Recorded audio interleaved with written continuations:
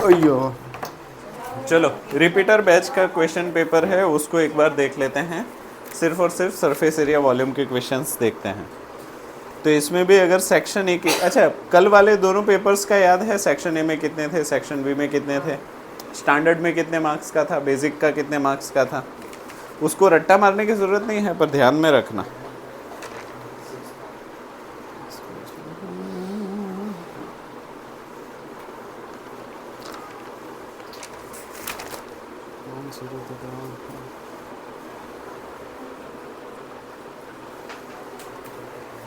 इसमें भी क्वेश्चन, अच्छा ये पता है ना रिपीटर एग्जाम कब होता है? जून और जुलाई में होता है। और पहले ऐसा था कि सिर्फ एक सब्जेक्ट की आप रिपीटिंग एग्ज़ाम दे सकते हो। उसके बाद वो एक सब्जेक्ट की लिमिट को बढ़ा के 3 सब्जेक्ट कर दिया कि अगर 3 सब्जेक्ट में फेल हो तो आप फिर से रिपीटर एग्ज़ाम दे सकते हो। और पिछले साल का सर्कुलर था सारे के सारे एग्ज़ाम दे सकते हो। अगर आप सब में फेल हो गए तो जून जुलाई में फिर से एग्ज़ाम दे सकते हो। अच्छा ये रिपीट जो एग्ज़ाम आप देते हो उसे परसेंटेज में कोई फ़र्क पड़ता है? फॉर एग्ज़ाम्पल मान लो अंश ने सोचा कि ना मैं मार्च में एग्ज़ाम नहीं देता, मैं जून में एग्ज़ाम देता हूँ, तो क्या मुझे 2 महीने ज़्यादा मिल जाएंगे तैयारी करने के लिए और परसेंटेज भी अच्छे खींच लूँगा? तो क्या जो वो सोच रहा है वो सही सोच रहा है कि नहीं? उसमें कोई कैच होता है? उसमें कैच होता है। आपकी फर्स्ट अटेम्प्ट के परसेंटेज ही काउंट होते हैं, फ़र्क नहीं पड़ता सेकंड अटेम्प्ट में कितने हैं। जैसे कि फर्स्ट अटेम्प्ट में आपके आ गए 45%, कितने? 45। और सेकंड अटेम्प्ट में आपने 80 में से 80 भी लाए तो भी वो 45% ही रहेंगे। हाँ, सेकंड अटेम्प्ट आपके पास होने के लिए, हाँ वो प्लस नहीं होते। फेल नहीं, अगर फर्स्ट अटेम्प्ट में फेल हुआ और बाद में सेकंड अटेम्प्ट दी और वो पास हो गया तो उसका फेल का रिजल्ट पास हो जाएगा, परसेंटेज में चेंज नहीं आएगा। टोटल और ऑब्टेन जो मार्क्स है उसमें चेंज नहीं आएगा। हाँ तो 0% पे पास। मतलब स्कूल वाले फिर भी इंटरनल मार्क्स तो देंगे, तो 0% तो नहीं होगा, 20-22% हो जाएंगे तुम्हारे। ठीक है, तो इसमें भी 21 है, नहीं 21 तो सर्कल का है, ये भी सर्कल का है। 23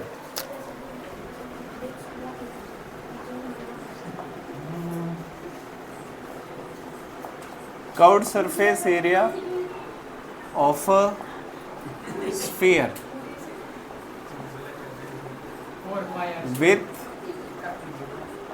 रेडियस 5 सेंटीमीटर। चलिए बताइए, स्फीयर का कर्व्ड सरफेस एरिया बताना है जिसका रेडियस 5 सेंटीमीटर हो। पहले बताओ स्फीयर का कर्व्ड सरफेस एरिया का फॉर्मूला क्या है? 4 पाई आर स्क्वायर। इसमें रेडियस कितना है? Are square. 25 4 जा 100 पाई। इसका आंसर कितना आ जाएगा? 100 पाई। अगर ऑप्शन में दिया हो तो सब्स्टिट्यूट करो, पर यहाँ पे सीधा 100 पाई दिया हुआ है तो आपको पाई की वैल्यू सब्स्टिट्यूट करने की ज़रूरत नहीं है। फिर 1 मार्क, ये तो एक एक मार्क के ही हैं, वो मार्क्स में लिखता जाऊंगा। 24, ये भी 1 मार्क का ही है, 1 मार्क 1 मार्क। 24th क्वेश्चन है volume of the cylinder with height 8 centimetre and radius 5 centimetre. Volume of cylinder आपको ढूंढना है जिसकी हाइट 8 सेंटीमीटर है और रेडियस 5 सेंटीमीटर है। कितना होगा बता सकते हो? वॉल्यूम ऑफ सिलेंडर का फॉर्मूला याद है? हाँ, पाई आर स्क्वायर एच। तो पाई को पाई ही रहने दो, बाकी सारी वैल्यू रखो। आर स्क्वायर 25 मल्टीप्लाई एच, 25 8 जा 200 इंटू पाई हो गया। इसमें 200 पाई ऑप्शन है, ठीक है। तो ये कितना हो गया? 200 पाई। देखो मेरा एक सजेशन है, 1 मार्क के सवाल के लिए आपके हाथ में पेन आना ही नहीं चाहिए, आपके हाथ में पेन आना ही नहीं चाहिए। 1 मार्क के लिए आपको सिर्फ दिमाग लगाना है, पेन चलानी ही नहीं है, ठीक है। क्योंकि उसमें भी पेन चलाओगे तो आपका पेपर कंप्लीट नहीं होगा। तो 1 मार्क के सवाल में आपको क्या कोशिश करनी है कि दिमाग चलाए, और कुछ नहीं। तो 1 मार्क के ये हो गए 23 और 24। सेक्शन ए में 2 ही सवाल है तो 2 मार्क हो गया। सेक्शन बी में अगर मैं बात करूं,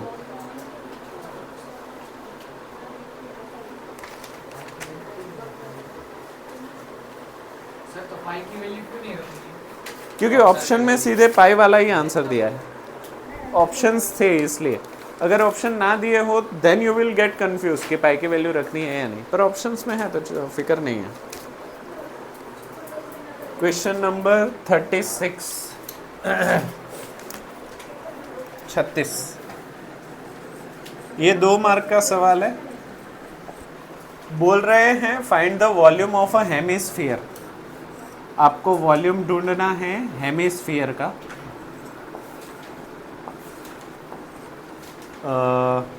जिसका रेडियस, जिसका हुज रेडियस, जिसका रेडियस 21 सेंटीमीटर है, 21 सेंटीमीटर। तो इसमें कोई ऑप्शन नहीं है, तो इसमें आपको पाई की वैल्यू सब्स्टिट्यूट करनी होगी। मैं भी कर रहा हूँ, फटाफट आप भी करो। वॉल्यूम ऑफ हेमिस्फीयर फॉर्मूला याद है? कितना है? 2/3 पाई आर क्यूब 21। तो ये हो गया 2/3, पाई की वैल्यू 22/7 ले लीजिए, इंटू आर क्यूब यानी कि 21 21 21।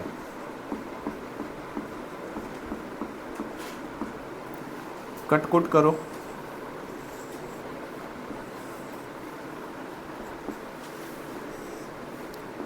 22 2 ज़ा 44 मल्टीप्लाई 21 का स्क्वायर 441। 441 इंटू 44 कितना आ रहा है? 1940। कितना आ रहा है?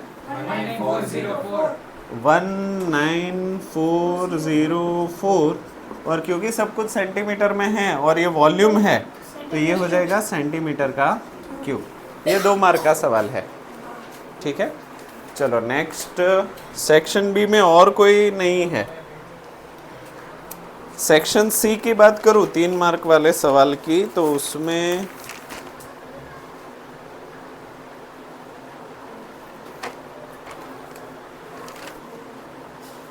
सेक्शन सी में एक भी नहीं है। डी में कितने होंगे गैस करो?